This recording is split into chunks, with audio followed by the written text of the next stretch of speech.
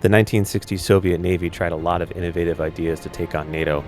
Seen here is the Erkanoplane, a ground effect vehicle designed to carry anti-ship cruise missiles and bust its way out of the Black Sea into the Mediterranean to take the fight directly to NATO navies if necessary. They also developed the Kiev-class battle carrier, designed specifically to be able to combine the long-range effects of an aircraft carrier by utilizing fighter aircraft, and have the ability to strike using cruise missiles, a capability that would not be seen in NATO navies, probably for good reason, but on paper at least, combining these into a single package made sense.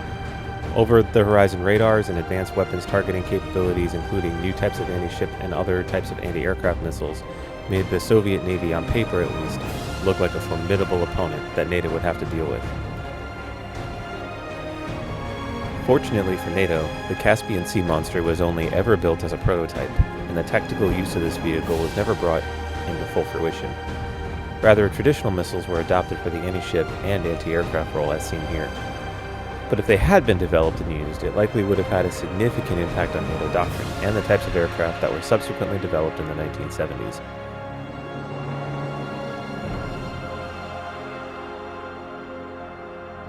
One of the key capabilities to come out of the Vietnam conflict was the EA-6B Prowler. Based on the successful A-6 Intruder, the Prowler was purpose-built as an electronic attack aircraft to counter the threat of North Vietnamese SAMs. In its role as an escort jammer, it was able to provide electronic cover for strike packages launched from the U.S. Navy ships or U.S. Air Force bases, and if necessary, take out the surface-to-air missile sites with HARM missiles. The Prowler would see combat in Desert Storm, the Balkans, and Afghanistan and Iraq, retiring only in 2019. Not to be outdone, the Air Force modified the F-111 airframe with similar jamming equipment to create the EF-111 Raven. The Raven's mission was similar, escorting strike packages behind enemy lines and providing electronic cover for them.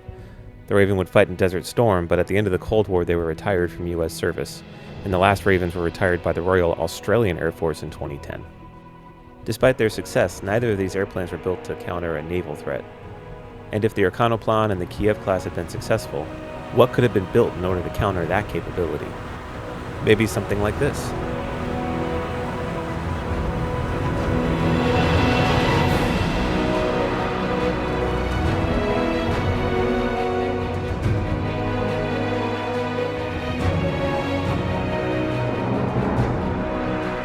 The EA-113 Falcon is a land-based electronic attack and maritime strike aircraft designed by NATO to counter the Erkanoplane and the Kiev class in the event that they're used against NATO forces in the Black Sea or the North Sea. It's powered by two high-bypass turbofan engines to provide fuel economy both at altitude and during low-level operations over the sea. It has a crew of two, one pilot and one electronic warfare officer who sits in the back and operates the electronic equipment. It has a wingspan of 72.2 feet and a length of 73.4 feet with a service ceiling of 45,000 feet MSL. On a standard day at sea level with max weight, it'll rotate at 162 knots with a maximum Mach number of 0.9. Its VREF for a landing at max weight, again standard atmosphere, is 190 knots. It has an endurance at 41,000 feet of 2 hours and 21 minutes and a range of 700 nautical miles. For weapons loadout, it comes in two types. Let's start with kinetic. It has 8 hardpoints in total with 4 on each wing. One is a solitary hardpoint that can also carry additional drop tanks for extended range.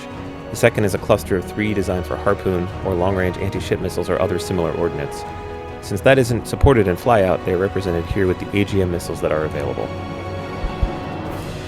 Its electronic warfare package is represented by 2 ECMS-126T pods mounted on the top of the 2 vertical stabilizers. These pods contain all the electronic warfare capabilities indigenous to the platform. They are capable of electronic sensing and direction finding in order to locate the enemy warships. Once located, the pods are capable of directional jamming. Its DIRF from jammer is designed to counter Soviet surveillance and targeting radar by creating multiple false targets, thus giving the strike packages cover. For its own defense, it has 3 RWR receivers, 2 mounted on the tail and 1 under the nose. It also has flare and chaff dispensers. For additional electronic warfare capabilities, the hardpoints can carry pods that are designed specifically for the mission in mind. Of course, all of this is notional since electronic warfare isn't supported in Flyout. With all that out of the way, let's talk aerodynamics. Flyout is a sandbox flight simulator that allows you to build and fly your own creations. The physics model is pretty good, so I tried to approach this with as much realism as possible. The mission set for this aircraft is twofold. The first is to provide standoff or escort jamming missions for fighters against Soviet forces. The second is to perform low-level strike missions against surface vessels. Low-level missions always use more fuel than their high-altitude equivalents, thus the high bypass turbofans were selected to compromise speed and endurance for both high and low-level attacks. Since the aircraft was providing electronic attack against anti-aircraft missiles, the aircraft needed to be able to maneuver. Thus, a combined three-surface control system was designed utilizing canards and a rear-mounted vertical stabilizer.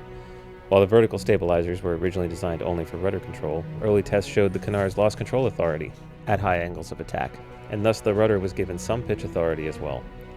The canard allowed for a twitchy and somewhat unstable aircraft. While useful during evasive maneuvers against enemy missiles, it was less than ideal for a weapons launch. To increase stability, dihedral was added to the wings, and some strakes were added to the rear of the aircraft to aerodynamically dampen yaw during low-level attack runs, thus making a more stable platform during a weapons launch. Finally, this was designed with budget in mind. Therefore, engines and other major components were designed simply, with maintenance turnaround times in mind. This led to the engines mounted external to the fuselage, in addition to other design choices. And with the design completed, it was time to actually fly the airplane and see how it performed. Falcon 1-3, clear for takeoff, runway 32 left. Rotate.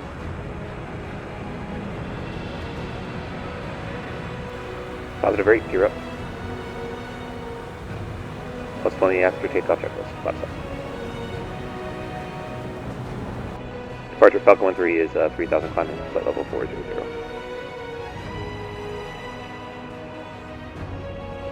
Sawhorse control, Falcon 1-3, checking in as frag, stand by Alpha check rock. Set music for Group 5 Technique 3 and music on.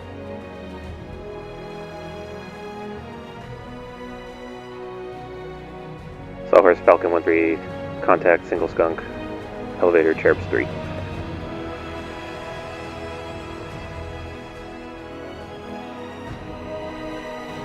Falcon 1-3 Vampire.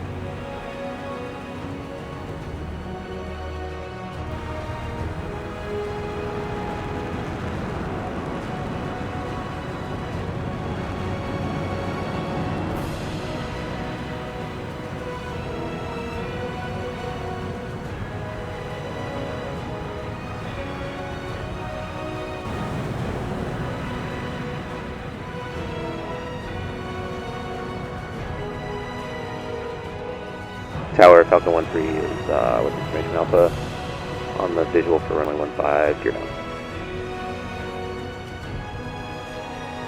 Check yellow down 3 green, no red, yellow damper disengaged, clear from aboard runway 15.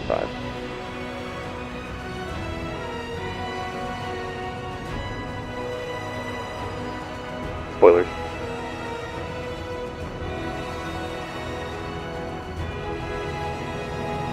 Tower will be able to exit Bravo and taxi our line.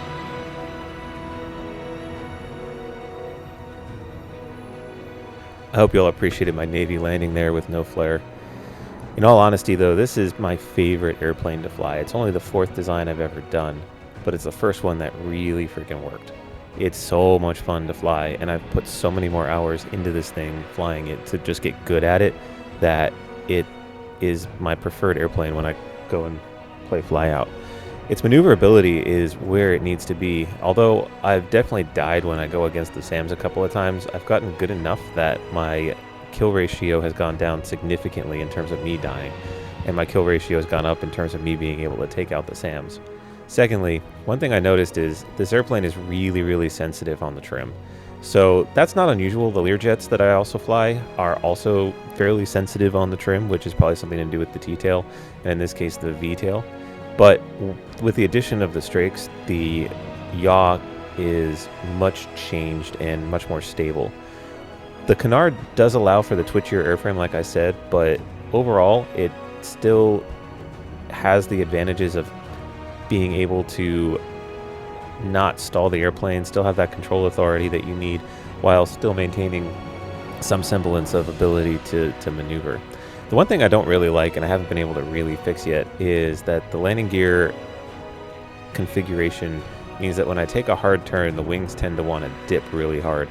So I've still got to work on that. But this is the only airplane that I haven't actually abandoned. As I get better at playing the game, I keep coming back to it and upgrading it and making it work and changing things in order to keep it as current with my skill level as possible. Maybe one day I'll revisit it as a clean sheet design, but for now, I'm very, very pleased with this airplane. Thanks for watching. Don't forget to like and subscribe and leave a comment in the comment section. We'll see you next time.